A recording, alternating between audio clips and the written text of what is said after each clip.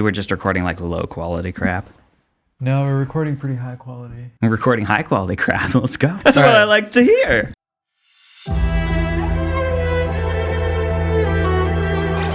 Stefan and I are coming up with topics for disruption. Yeah. But these were too easy. But they're too easy. So we're just going to list them off. Me and Pat are going to go through these. So here are 100 podcast topics specifically for Christian young adults covering faith, culture, relationships, and personal growth from ChatGPT. Thanks, AI. How to grow in your faith in a secular world. Go to church. A+. Trusting God in uncertain times. Do it. Overcoming doubt and strengthening your faith. That's an interesting one. That's a little bit more... Got a little bit more meat to it. I mean, actually, that's a little bit deeper. Yeah, that's actually, I think that's actually meaningful, because when you're dealing with doubt, I guess part of the question is, what do you mean by doubt? What do you mean by faith? You know, What are you doubting? Are you doubting the existence of God? Are you having an intellectual crisis? Are you having like an emotional, theological crisis? You know, do you need to learn who God is, or do you just distrust the nature of God? You need to grow in your understanding of who He is and how much He loves you. Those are kind of different questions. So for a question like that, I would ask the person who's asking the question, what do you mean by doubt? You know? Oh. Then the question is, what do you do if you are a Christian and you have doubt? Yeah. I think a lot of Christians do deal with doubt. The fundamental difference is, are you saying I need to be 100% cognitively certain to be a Christian? Or, and I think this is the healthier attitude, am I bringing my doubts themselves to Jesus and trusting that He can be my strength and who I can trust in, even if I don't know or can't say that I know for sure? Mm-hmm. Good job. 1 out of 3 for AI. Hit me with the next one. All right.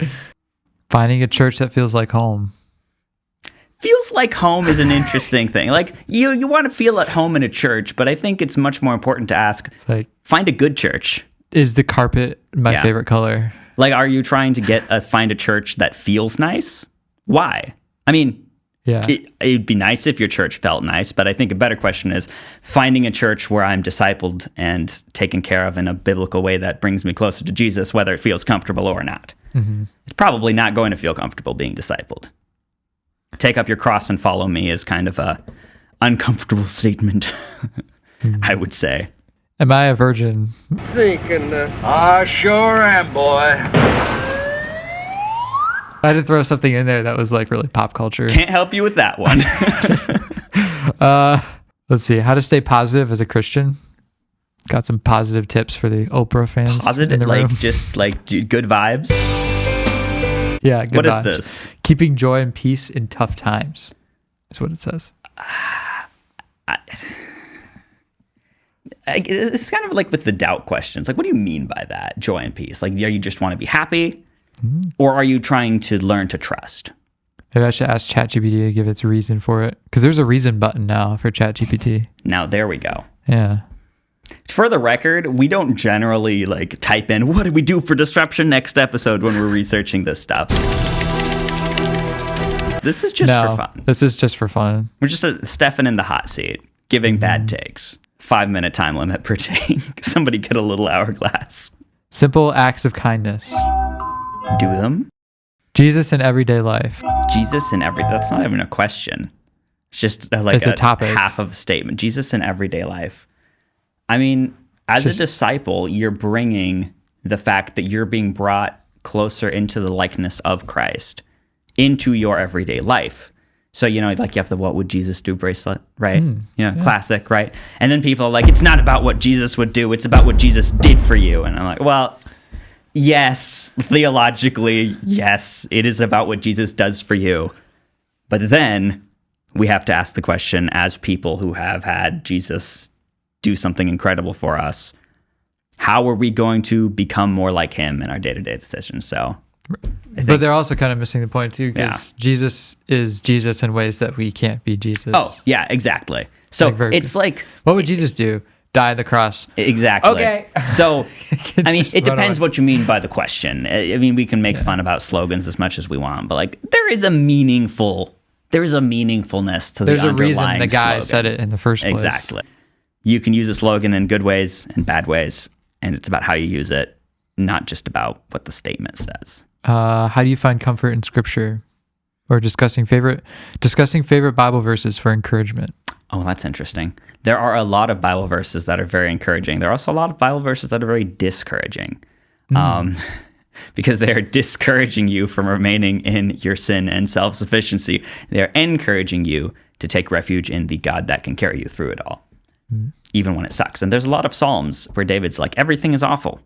Not very encouraging, but almost all of them end with, but I will trust in God regardless. All right, we're going to get to the relationships and friendships section.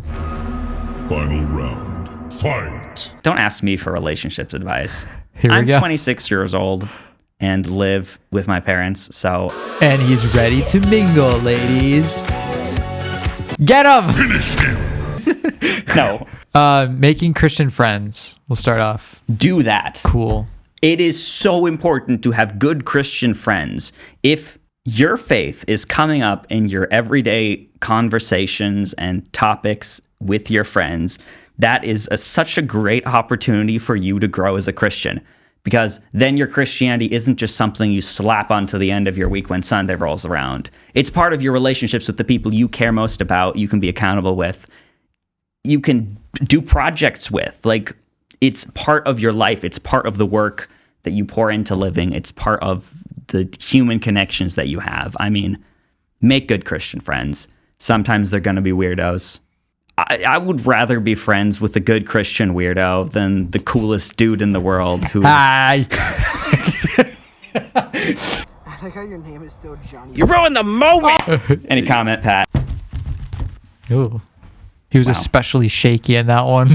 What about dating as a Christian? Don't do it. Just get married, blindfolded, make your parents arrange it, go to a justice of the peace. It's not that complicated, Stefan says hypocritically. Dude, it's stupid how dating is today. I hate it. I don't recommend it. It's all the women these days. Never do it. Something's wrong with them. Yeah, blame it on the women. It's not the men. It's definitely the women.